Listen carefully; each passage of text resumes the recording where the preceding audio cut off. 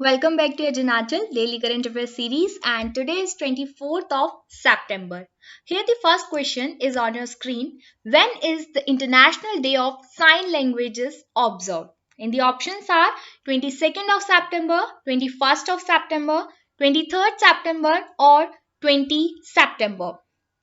The correct answer here is option C, 23rd of September को हर साल international day of sign languages observe किया जाता है ताकि लोगों के प्रति अवेयरनेस फैलाई जा सके साइन लैंग्वेजेस को लेकर। साइन लैंग्वेजेस क्या होती हैं?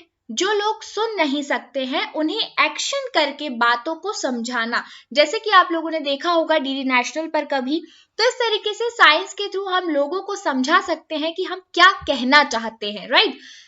यहाँ पर हम सभी जानते हैं कि हमारे जो वर्ड्स होते हैं, जो हम बोलते हैं, जो शब्दों का यूज करते हैं, वो हमारे फीलिंग्स को, हमारे थॉट्स को एक्सचेंज करने का एक ऐसा मीडियम होता है जिसके बिना हम सभी की लाइफ अधूरी है। लेकिन जो लोग बोल नहीं सकते हैं, सुन नहीं सकते हैं, वो इन साइन के थ्रू एक दूसरे की भावनाओं को समझने की कोशिश करते हैं। 2021 में जो थीम है international day of sign languages की, वो है we sign for human rights. Next question. Name the Indian who has been appointed as one of the 17 SDG advocate by the UN Secretary General in 2021. And the answer is option D, Kailash Satyarthi ji. यहाँ पर image में आप देख सकते हैं, इन्हें United Nations के secretary general Antonio Guterres ने अपॉइंट किया है नए सस्टेनेबल डेवलपमेंट गोल्स एडवोकेट के तौर पर 17th of September को, जब 76th यूएन जनरल असेंबली की मीटिंग हुई, राइट? तो इस समय 4 नए एडवोकेट्स को अपॉइंट किया गया है, जिनमें से एक है Nobel peace laureate Kailash Satyarthi ji, STEM activist Valentina Munoz Rabanal, Microsoft के प्रेसिडेंट हैं ब्रैड स्मिथ, एंड के पॉप सुपरस्टार ब्लैक पिंक जो कि साउथ कोरियन गर्ल ग्रुप है। इन चारों को ही नए एडवोकेट के तौर पर नियुक्त किया गया है। तो अब टोटल यूएन के जो एडवोकेट्स हैं वो 16 हो चुके हैं, right? So let's come towards the next question. Kovalam is one of the 2 beaches which has received the Blue Flag certification in 2021. In which state is the beach located? And the answer is option C, Tamil Nadu में है कोवालम बीच। आप यहाँ पर image में देख सकते हैं, जिसे ब्लू फ्लैग सर्टिफिकेशन मिला है। कल ही हमने बात की थी।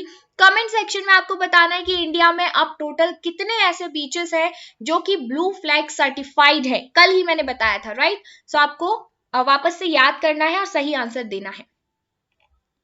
Next question. Yes Bank has recently tied up with which payment network to offer the credit card to its customers? And the answer is option D, Visa.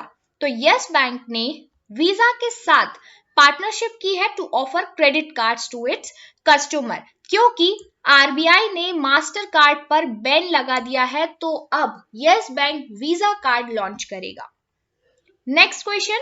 What is the latest estimated GDP growth rate of India as per ADB यानी Asian Development Bank in 21-22?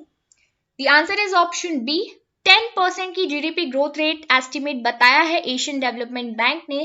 काफी important body है। Comment section में बताइए कि ADB कब establish किया गया था। एडीबी कब स्टैब्लिश किया गया था, किस ईयर में?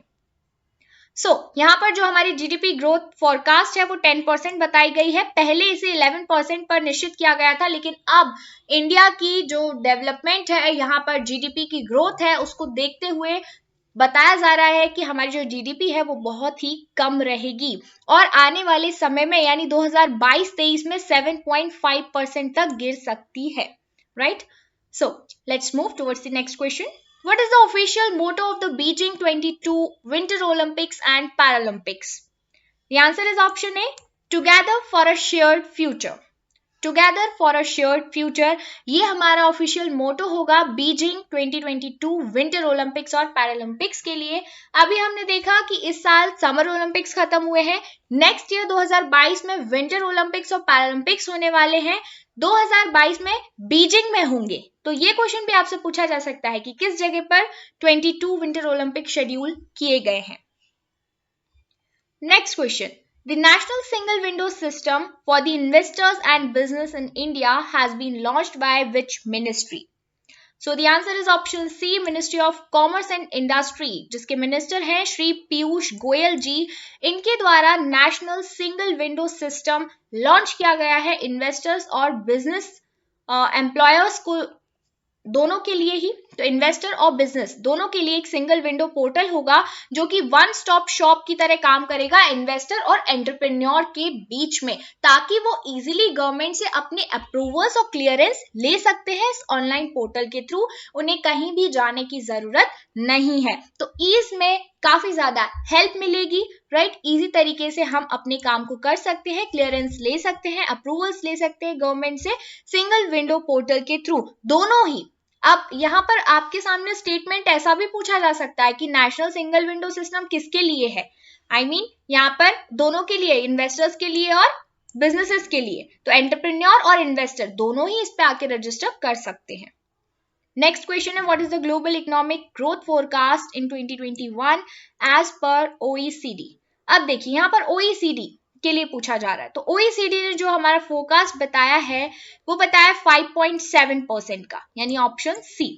5.7% 2021 में, 4.5% 2022 में, as compare to the 5.8 and 4.4% respectively, यानी पहले थोड़ी सी ज्यादा फोरकास्ट बताई थी, अब इनने कम कर दिया है।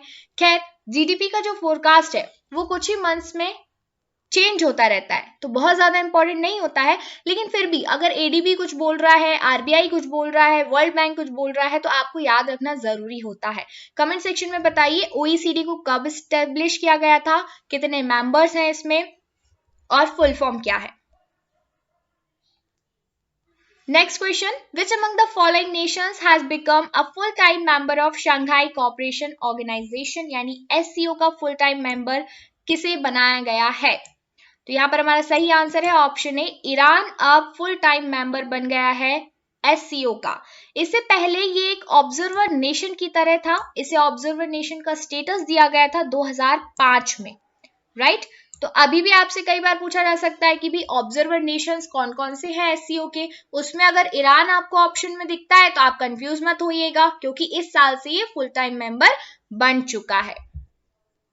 नेक्स्ट क्वेश्चन की ओर बढ़ते हैं। As per a new report by the UK's department of international trade, which nation will become the world's third largest importer by 2050।